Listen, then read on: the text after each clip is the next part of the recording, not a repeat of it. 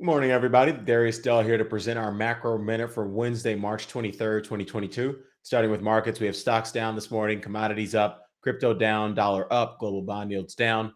Big news, we have ECB President Madame Lagarde, Bank of England President Andrew Bailey, and Fed Chair Powell. They're all among the speakers at day two of the BIS Innovation Summit. Financial conditions have eased of late, so investors should expect incrementally hawkish rhetoric in line with St. Louis Fed President Jim Bullard's comments yesterday. We also had Esther George out of Kansas City Fed and San Francisco Fed President Mary Daly also echoing incrementally hawkish comments relative to where we were last week. Big movers, you have Japan's Nikkei 225 index playing catch up this morning, up 3% to 10% week over week. WTI up another 3% to plus 20% week over week ahead of the NATO summit tomorrow, where EU leaders are likely to deliberate additional sanctions against Russia. On the macro front, February CPI data out of the UK reminds investors that inflation is a global phenomenon, and by extension, monetary tightening into a globally synchronized slowdown is also a global phenomenon. Contrary to Pollyannish economists, export demand, which is what you always hear in a domestic slowdown, that export demand will not be there to bail out any of the other major economies, including the US, obviously. So the UK headline CPI that accelerated to 6.2% year over year. That's the fastest rate of inflation we've seen in the UK since March of 92. UK core CPI accelerated to 5.2% year over year, also the fastest inflation we've seen since March of 92. Elsewhere, the March Richmond Fed Manufacturing Survey provided a second reminder that the multi quarter trend lower in domestic economic growth here in the US is not decelerating fast enough to cause big problems in asset markets at the current juncture. We continue to believe mid to late Q2 is the earliest any such growth scare may commence. So, taking it to the chart this morning, what we're showing here is our US grid model. We got our grid framework here at the top row, the conditional probability of achieving all either of those four grids here in the second row, those rows there.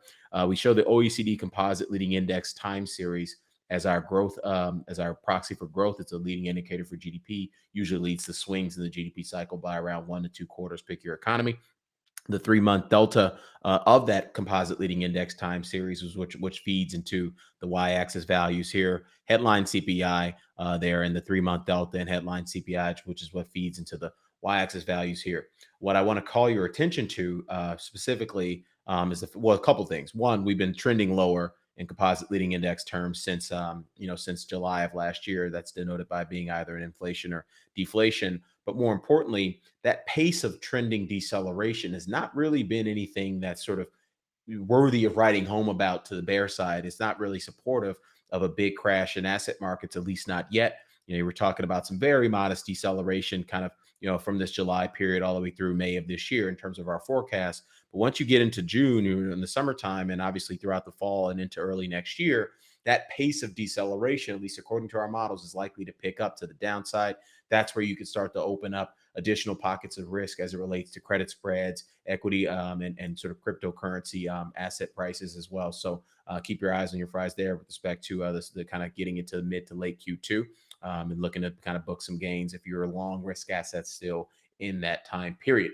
With respect to today's probable range setups, S&P 500, that is bearish still from the perspective of our volatility adjusted momentum signal. It looks like it wants to break out to at least neutral VAMs, but for now it's still bearish, which means it's still hugging the upper boundary of its probable range. If it does break out to neutral, we'll get some more skew to the upside in that probable range and leave some of that pressure. But right now, it still has 10% of downside to the lower boundary there.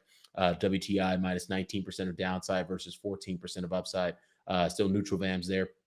Bloomberg Dollar Index still bullish VAMs minus 0.4% of downside versus 1.9% of upside.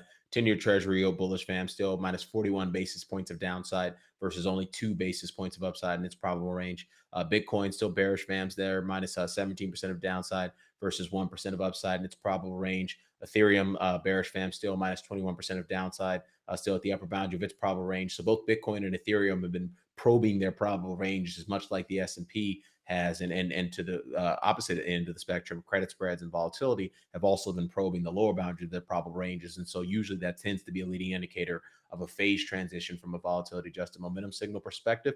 If we do see that, we'll obviously report that ASAP in this program. But again, we need some more time with respect to the smoothing mechanisms in those models. Lastly, with respect to gold, still neutral VAMs minus 3% of downside versus 6% of upside in its probable range. So with that, Darius Dale presenting our macro minute for Wednesday, March 23rd, 22. Best of luck out there today.